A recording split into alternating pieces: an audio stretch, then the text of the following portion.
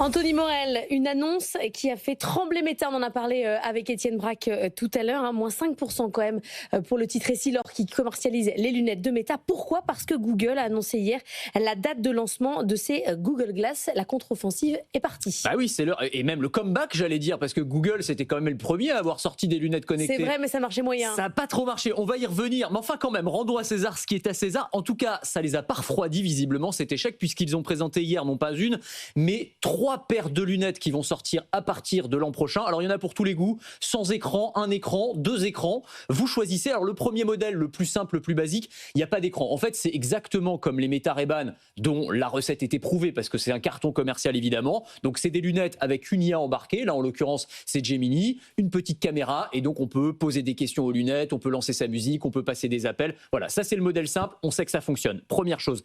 Le deuxième modèle, là, on arrive dans les modèles avec de la réalité augmentée. Donc là, vous avez un écran qui est intégré dans le verre droit des lunettes, qui va venir afficher dans mon champ de vision un certain nombre d'informations numériques. Ça peut être les flèches du GPS, ça peut être la traduction instantanée quand je suis en train de discuter avec une personne en langue étrangère. Donc ça fait toujours son petit effet, évidemment. Ça peut être les notifications, comme sur son téléphone, le dernier message. Tout ça est activable et désactivable à partir d'un simple bouton, pour pas que ce soit trop intrusif non plus. Et puis la troisième paire de lunettes, alors c'est la plus immersive, ça va prendre un petit peu plus de temps, elle sortira probablement pas avant 2027 celle-ci. C'est un projet qui s'appelle Aura, et là pour le coup ce sont des lunettes qui intègrent dans un format vraiment, alors pour le coup très fin comme des lunettes quoi, ce qu'on a aujourd'hui dans les casques de réalité mixte, vous savez, du genre Vision Pro d'Apple. Ouais. Donc c'est des technologies qui permettent là carrément de projeter dans son champ de vision un écran géant pour regarder un film, pour jouer à un jeu, des écrans pour travailler en multitâche, en connectant ça avec son ordinateur. Donc là on est vraiment dans quelque chose de très immersif, mais ça va prendre plus de temps, sachant que tout ça, le point commun, c'est que ça fonctionne avec de l'IA embarquée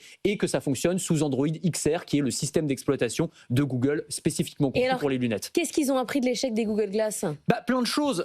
En fait, ils ont eu peut-être raison un peu trop tôt, ce qui est jamais bon en termes d'innovation. C'est-à-dire qu'ils ont sorti un produit qui était intéressant, mais qui, sur le point technologique, n'était pas prêt. On n'avait pas la miniaturisation suffisante. On voit les images, pour ceux qui nous regardent à la télé, de ces lunettes qui ne ressemblaient absolument pas à des lunettes. Personne n'a envie de porter ça dans la rue parce que c'était pas possible. L'autonomie était dérisoire et surtout, on n'avait pas l'intelligence artificielle embarquée comme on l'a aujourd'hui, qui permet d'avoir une interaction beaucoup plus fine, beaucoup plus naturelle, en langage naturel avec ces lunettes. C'est ce que permet aujourd'hui l'IA générative.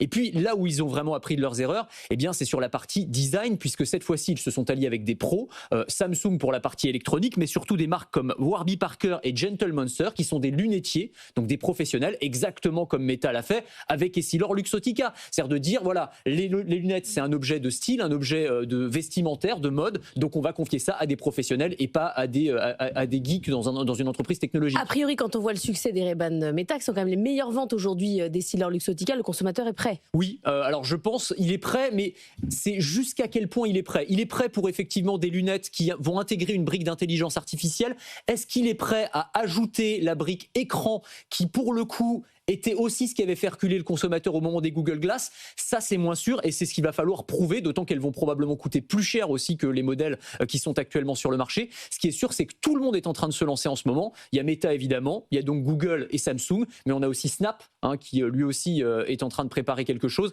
Et puis Apple, qu'on attend, alors c'est pas officiel, mais on sait très bien qu'ils sont aussi en train de travailler sur des lunettes avec de la réalité augmentée embarquée. Donc ça va être l'objet technologique de 2026, ça c'est sûr.